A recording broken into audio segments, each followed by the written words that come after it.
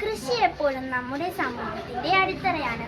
എന്നിട്ടും ഇന്നത്തെ അതിവേഗം മാറിക്കൊണ്ടിരിക്കുന്ന ലോകത്ത് നമ്മുടെ സമൂഹങ്ങളെ നിലനിർത്തിയിരുന്ന കാർഷിക പാരമ്പര്യങ്ങളിൽ നിന്നും പലരും അകന്നു പോയിരിക്കുന്നു.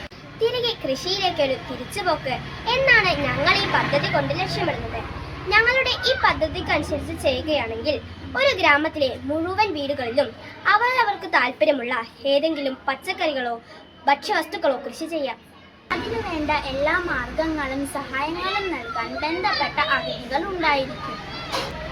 ഓരോ കൃഷിക്കും ആവശ്യമായ വിത്തുകൾ, വളങ്ങൾ എന്നിവ അധികൃതർ വാങ്ങുന്നതാണ്.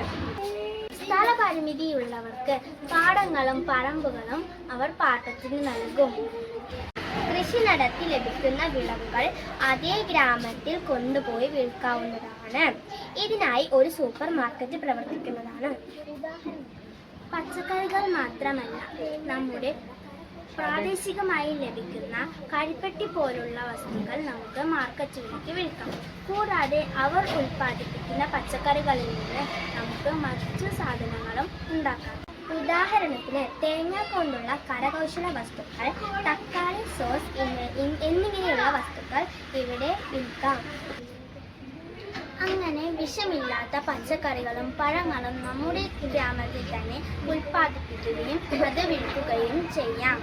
അങ്ങനെ ആരോഗ്യകരമായ സമൂഹത്തെ വളർത്തിയെടുക്കാൻ സാധിക്കുന്നു.